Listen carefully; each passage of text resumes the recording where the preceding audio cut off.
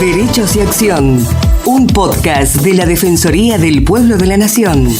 Producido y realizado íntegramente por el área de comunicación para compartir diferentes temas de interés general y del accionar de la institución. Conducen Estefanía González Isola y Fernando Almirón.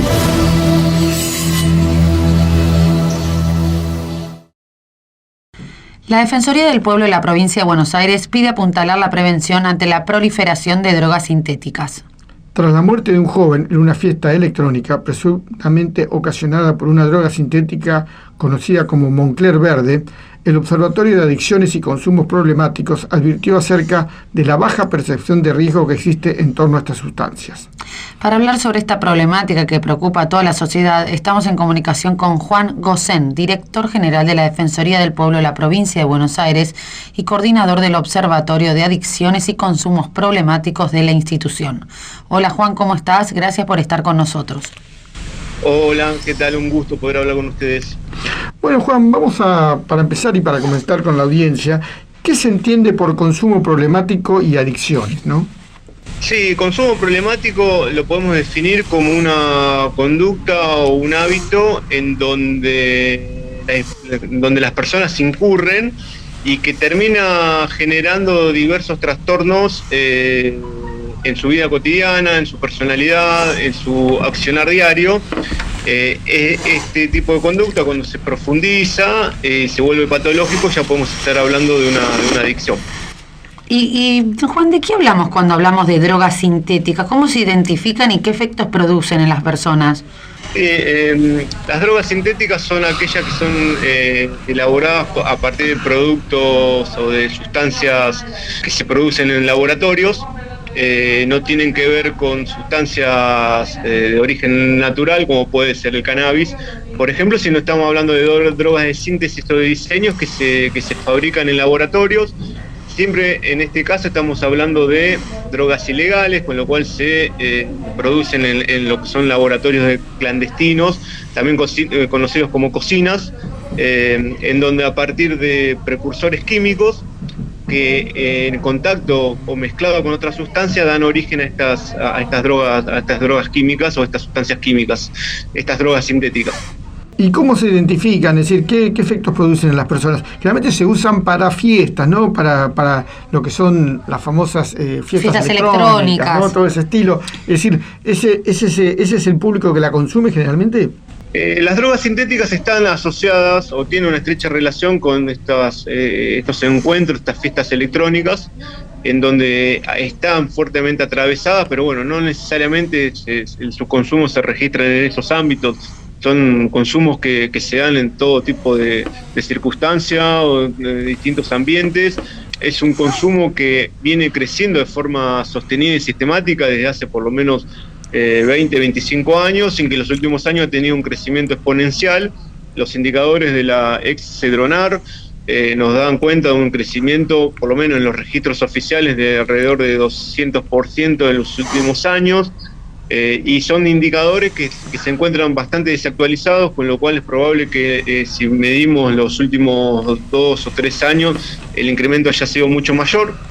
Tenemos que tener en cuenta que estos indicadores todavía no nos muestran la magnitud de consumo que tenemos con otras sustancias, en el caso de la sustancia legal, que es el alcohol o el tabaco, o en otras sustancias ilegales como puede ser la marihuana y la cocaína, cuyos niveles de consumo todavía siguen siendo superior al de las drogas sintéticas, pero es una problemática que la Argentina está inmersa en un contexto global, es una problemática global.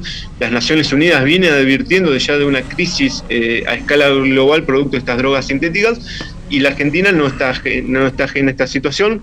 Son drogas que van mutando, que se van desarrollando, que van cambiando constantemente, lo que hace que sean muy dificultosas para el control, para la detección y también para la prevención, porque las características van cambiándose de forma muy acelerada a partir de la experimentación que hacen la gente, estos mercaderes de la muerte que la fabrican y que tienen un consumo en una población joven. Estamos hablando de que las drogas sintéticas son consumidas principalmente por consumidores jóvenes. Entonces, implica todo un desafío en cuanto a la prevención y en cuanto al desarrollo de políticas públicas, porque estamos hablando de una situación que quizás hace 20 años no se registraba en la magnitud que se registra ahora. Que se está registrando ahora, claro. Y que lleva a que los estados, en cierta forma, vayan corriendo detrás, porque son organizaciones transnacionales, son organizaciones que operan atravesando las fronteras nacionales, provinciales, municipales, y que a su vez están potenciadas por todo lo que es el desarrollo de las nuevas tecnologías, de lo que se llama la dark web y de los dispositivos informáticos y electrónicos que hacen que estas sustancias puedan proliferar de forma muy acelerada. Han tenido un crecimiento exponencial durante la pandemia porque se comercializan incluso a través de sistemas de correo. La fabricación se puede realizar en el garage de una casa, claro, en un galpón, y es muy fácil puesta en marcha. Entonces implica todo un desafío, todo un nuevo contexto, tanto para lo que hace al combate de la oferta estupefaciente de las organizaciones criminales que la fabrican, como así también de la demanda. Tenemos una demanda que va creciendo de forma sostenida, con jóvenes que estén incurriendo en estos consumos y con sectores de la población diversos. El consumo de sustancias está atravesando indefectiblemente a todas las clases sociales. Y Juan, ¿qué es el Moncler verde y por qué se considera tan peligroso?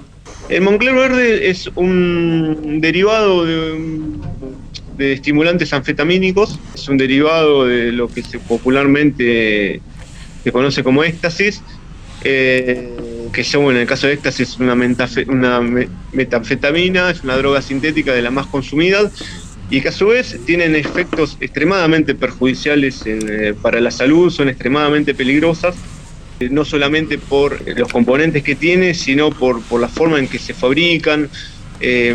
No se sabe, la gente que ingiere este tipo de sustancias no saben con exactitud qué es lo que están ingiriendo.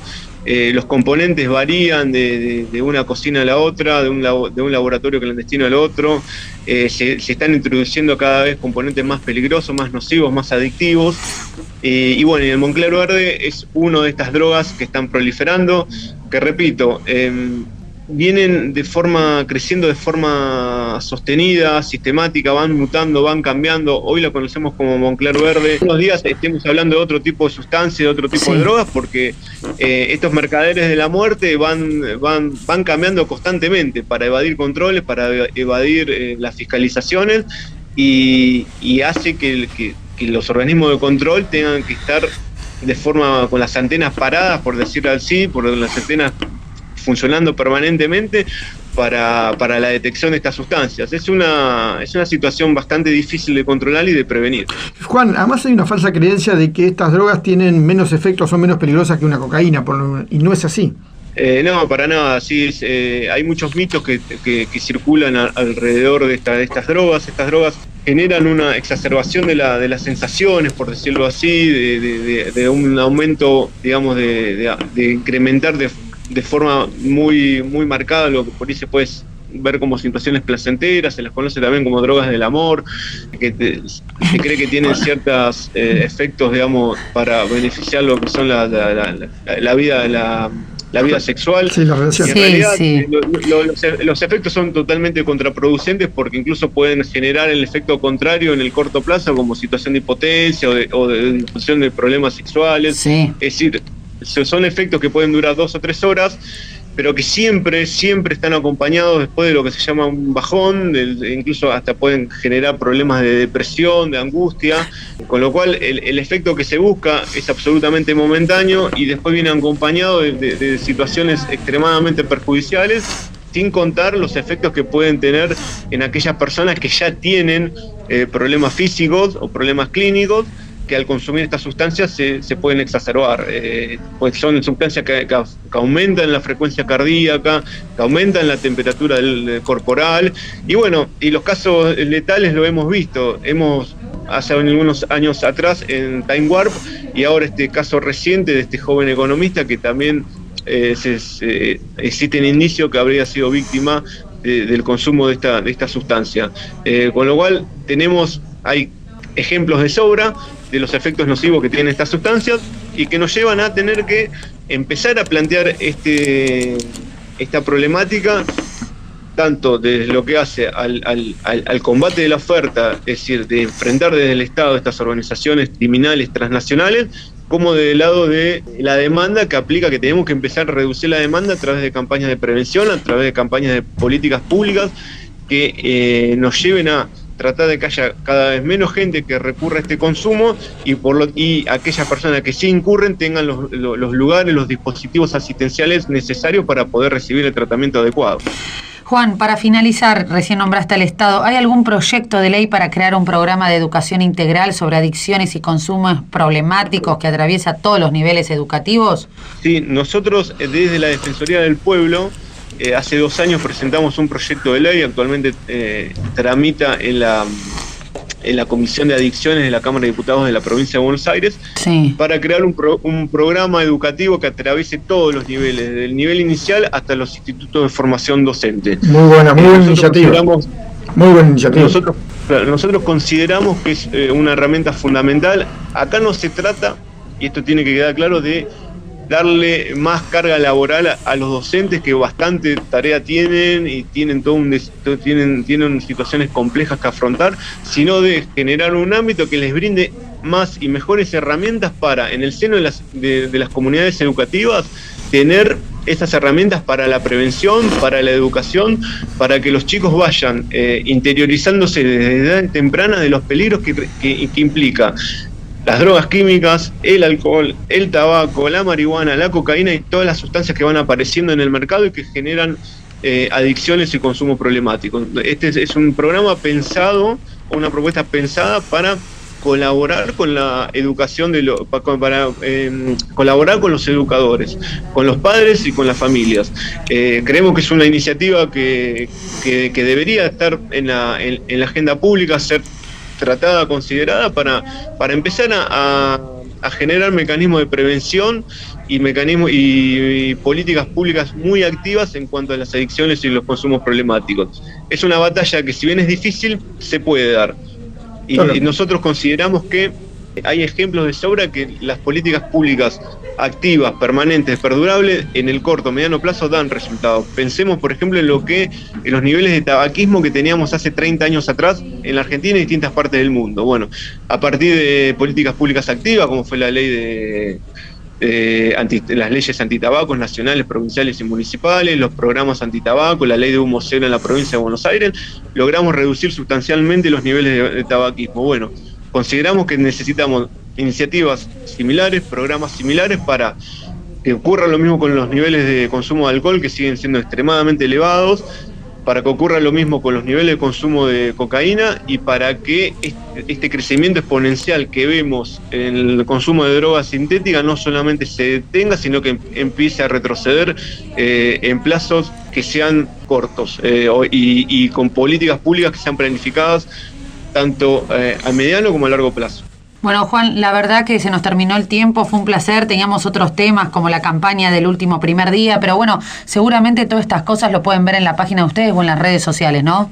Sí, tal cual. Bueno, también quiero destacar que este observatorio, que es en cuanto a las defensorías del pueblo, es una iniciativa inédita que se inició hace ya 6 años, a partir de la decisión política que tuvo el defensor Guido Lorenzino de darle un lugar en la defensoría a esta problemática y el impulso que le dio desde sus comienzos, el defensor del pueblo adjunto en aquel entonces, Walter Martelo. Bueno, es una herramienta, un espacio que se ha institucionalizado y que, bueno, que gracias a estas decisiones políticas que tuvo tanto Lorenzino como Martelo, hoy podemos estar desarrollando este tipo de iniciativas.